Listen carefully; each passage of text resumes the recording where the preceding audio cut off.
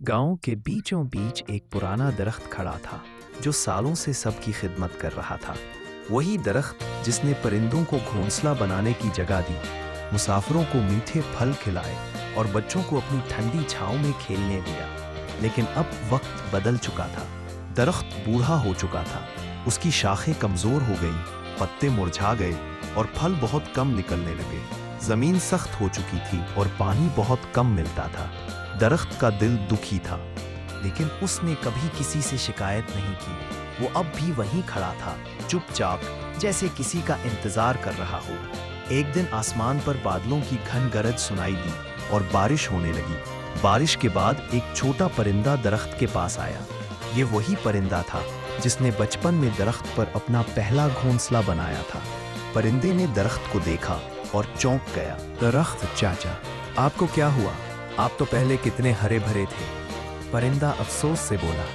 दरख्त ने धीमी आवाज में जवाब दिया, बेटा, वक्त गुजर गया है, अब ताकत नहीं रही। बारिश कम हो गई है और मैं तन्हा हो चुका हूँ। परिंदा खामोश हो गया, लेकिन उसके दिल में दरख्त के लिए मोहब्बत जाग उठी।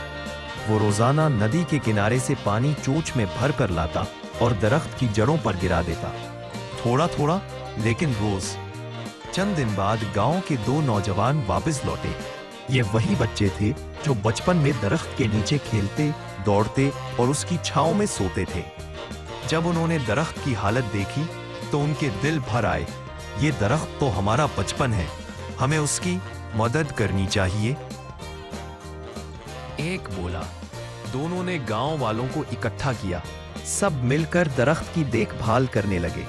किसी ने पानी डाला, किसी ने खाद डाली, किसी ने पुरानी शाखें काटी ताकि नई कौंपलें निकल सकें। एक दिन गांव की एक बूढ़ी या अल्लाह, ये दरख्त हमारी नस्लों का साया रहा है, इसकी जिंदगी दराज फरमा। ये अल्फाज जैसे जादू बनकर दरख्त के वजूद में उतर गए। चंद हफ्तों बाद एक सुबह सूरज की पहली किरण के साथ दरख्त की शाखों पर नई कौंपलें नजर आने लगी। परिंदे चहचहाने लगे, दरख्त पर नई हरियाली आने लगी थी। बच्चे फिर से उसके नीचे खेलने लगे। वही परिंदा फिर से अपना घोंसला बना रहा था। दरख्त के दिल में खुशी की लहर दौड़ गई। उसने आसमान की तरफ देखा और शुक्र अदा किया। जिन्हें मैंने कुछ दिया था वही आज मेरी जिंदगी का सहारा बने। ये वो लम्हा था जब दरख्त को एहसास हुआ कि मोहब्बत और नेकी कभी जाया नहीं जाती।